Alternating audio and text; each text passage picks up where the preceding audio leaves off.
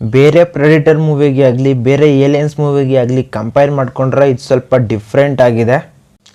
Experience ಅಷ್ಟೇ ಒಂಥರ ಹೊಸ್ದಾಗೆ ಕೊಡ್ತಾಯಿದೆ ಈ ಒಂದು ಸಿನಿಮಾ.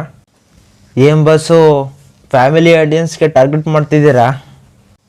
ಆ ಒಂದು ರಾನೆಸ್ ಇಲ್ಲ ಅಂದರೆ ಸ್ವಲ್ಪ ಒರಿಜಿನಲ್ ಫೀಲ್ ಮಿಸ್ ಆದಂಗೆ ಅನ್ನಿಸ್ತತೆ. ಬಟ್ ಆದರೂ ಪರವಾಗಿಲ್ಲ. ನಾನು ಇದ್ದಂಗೆ ಸ್ಟ್ರೈಟಾಗಿ ಯಾವುದೇ ಫಿಲ್ಟರ್ ಇಲ್ದಂಗೆ ಮಾತಾಡ್ತೀನಿ. ಅದಕ್ಕೂ ಮುಂಚೆ ಎಲ್ಲರಿಗೂ welcome back to my channel. Predator badlands ಹಾಲಿವುಡ್ನಲ್ಲಿ ಒಂಥರ ಪಾಪ್ಯುಲರ್ ಸಿನಿಮಾ ಜಾನರ್ ಇದು. ಹಿಂದೆ ಏಲಿಯನ್ ಫ್ರಾಂಚೈಸಿಗೂ ಕೂಡ ಸೇರಿಕೊಂಡು ಕೊಲಾಬ್ರೇಟ್ ಆಗಿ ಸಿನಿಮಾ ಬಂದಿದ್ದಾವೆ.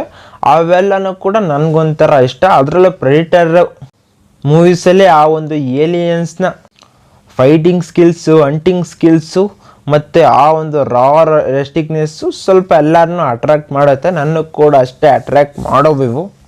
ಅದರಲ್ಲೂ ಏಲಿಯನ್ಸ್ ಮೂವೀಸ್ಗಿಂತ ನನಗೆ ಈ ಪ್ರೆಡಿಟರ್ ಮೂವೀಸು ಸ್ವಲ್ಪ ಜಾಸ್ತಿ ಇಷ್ಟ ಆಗ್ತಿದ್ದು. ಲಾಸ್ಟ್ ಬಂದಿದ್ದಂಥ ಸಿನಿಮಾ ಅಂದರೆ ಪ್ರೇ, ಅದು ಒಂಥರ ಚೆನ್ನಾಗಿತ್ತು. ಈ 2025ರಲ್ಲಿ ಪ್ರೆಡಿಟರ್ ಬ್ಯಾಡ್ಲ್ಯಾಂಡ್ಸ್ ಇದು ಬಂತು. ಈ ಒಂದು ಸಿನಿಮಾ ಪ್ರೀವಿಯಸ್ ಸಿನಿಮಾಗಳಿಗೆ ಕಂಪೇರ್ ಮಾಡಿಕೊಂಡ್ರೆ ಸ್ವಲ್ಪ ಡಿಫ್ರೆಂಟಾಗಿ ಮೇಕಿಂಗ್ನ ಮಾಡಿದ್ದಾರೆ.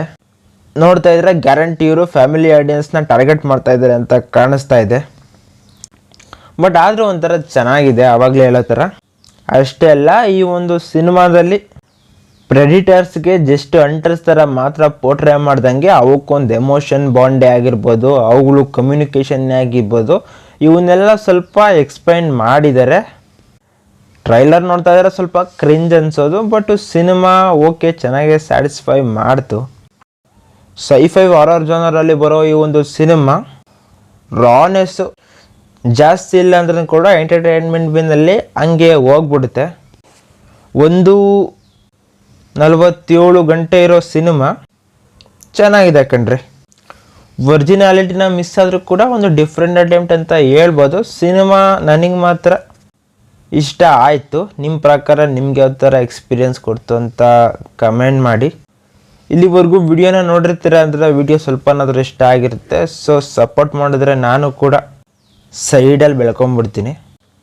ಸಿನಿಮಾ ನಮ್ಮ ಇಂಡಿಯಾದ ಲ್ಯಾಂಗ್ವೇಜ್ ಆದ ತಮಿಳ್, ತೆಲುಗು, ಹಿಂದಿ ಭಾಷೆಗಳಲ್ಲಿ ಡಬ್ ಆಗಿದೆ. ಅದು ಕೂಡ ನಿಮಗೆ ಕಂಫರ್ಟಬಲ್ ಆಗೇ ಇರುತ್ತೆ. ಸಿನಿಮಾನ ನೋಡಿ. ಇಲ್ಲ ಆದಷ್ಟು ಸಬ್ಟೈಟಲ್ಸಲ್ಲಿ ಇಂಗ್ಲೀಷಲ್ಲೇ ನೋಡೋದಕ್ಕೆ ಕೂಡ ಟ್ರೈ ಮಾಡಿ. ಮೇ ಬಿ ಲ್ಯಾಂಗ್ವೇಜ್ ಬೇಕಾಗೋದಿಲ್ಲ ಅಂದ್ಕೊತೀನಿ. ಯಾಕಂದರೆ ಅರ್ಧಕ್ಕರ್ಧ ಪ್ರೆಡಿಟರ್ ಲ್ಯಾಂಗ್ವೇಜ್ ಇದೆ. ಸಬ್ಟೈಟಲ್ಸು ಒಂದು ಅರ್ಥ ಆದರೆ ಸಾಕು, ಸಿನಿಮಾ ಅರ್ಥ ಆದಂಗಿದು. ಓಕೆ ಗಾಯ್ಸ್, ಬಾಯ್. ಮತ್ತೆ ಸಿಗ್ತಾ ಇರ್ತೀನಿ.